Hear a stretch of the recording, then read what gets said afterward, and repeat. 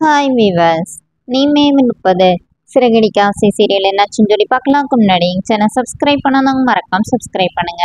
இன்னைக்கு என்ன அப்படின்னு சொல்லி பார்த்தீங்கன்னா, இங்கே வந்து முத்து போய் சீதா வந்து அருண் கிட்ட வந்து பேச வராங்கல்ல.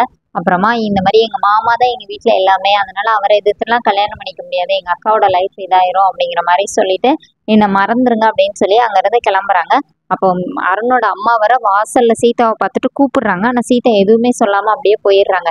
என்னடா அவ அப்படி போறா அப்படின்னோடனே, இல்லை விடுங்கம்மா அப்படிங்கிற மாதிரி அருண் சொல்றாரு. இப்போ சீதா வீட்டில் வந்து என்ன சொல்றாங்கன்னா, இனிமே என்னை பற்றி எதுவும் கவலைப்படாதீங்க, நான் வந்து அருண் கிட்ட போய் இந்த மாதிரி சொல்லிட்டு வந்துட்டேன் அப்படிங்கிற மாதிரி சொல்லிட்டு போனோடனே, இப்போ சத்யா வந்து அவங்க அம்மா கிட்ட என்ன சொல்றாருன்னா, இந்த மாதிரி முன்னாடி இருந்தே அவளுக்காண்டி யாருமே இல்லலாமா, அவ எதுவுமே ஆசைப்பட்டு கேட்டதே இல்லை, நான் வேணா மாமா கிட்ட பேசி பார்க்குறேன் அப்படிங்கிற மாதிரி சொல்றாரு.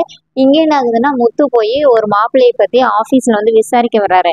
அவங்க வந்து என்ன சொல்றாங்க, ஒவ்வொருத்தர்கிட்டயா விசாரிக்கிறாரு. ஒவ்வொருத்தரும் அவன் ரொம்ப நல்ல பையன், இந்த மாதிரி நாங்கள் லீவ் எடுக்கிறதுக்கு எப்படின்னா பொய் சொல்லணும்னு எங்களுக்கு சொல்லி தருவான் அப்படின்னு.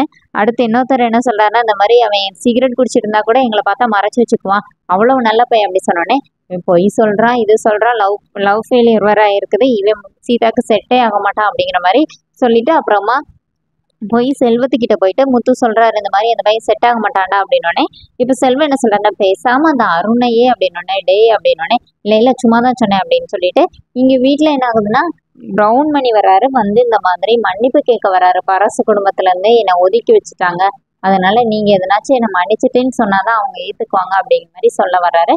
அப்புறமா அவர் சொல்லும்போது விஜயா ஒரு பக்கம் திட்டுறாங்க, ரோஹிணி நீங்க எதுக்கு இங்க வந்தீங்க, உங்களால நானும் திட்டு வாங்கிட்டு இருக்கேன் அப்படிங்கிற மாதிரி சொல்லிட்டு இருக்கிறாரு.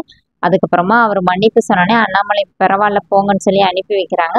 அதோடு என்னோட எபிசோட் ரன் பண்ணிட்டாங்க. நாளைக்கு என்ன அப்படின்னு சொல்லி பார்த்தீங்கன்னா, ரோஹிணி வந்து அந்த மகேஷ்னு ஒருத்தர்கிட்ட ஃபோனில் பேசுகிறாங்களா, அவர்கிட்ட பேசிட்டு இந்த மாதிரி உனக்கு நிறைய லவ் மூவிலாம் தெரியுது, இந்த மாதிரி எனக்கு இப்போ தூக்கம் வருது, அப்படி வராட்டி நான் உனக்கு ஃபோன் பண்ணுறேன், நம்ம இன்னும் கண்டினியூ பண்ணலாம் அப்படிங்கிற மாதிரி பேசிகிட்டு இருக்கிறாங்க.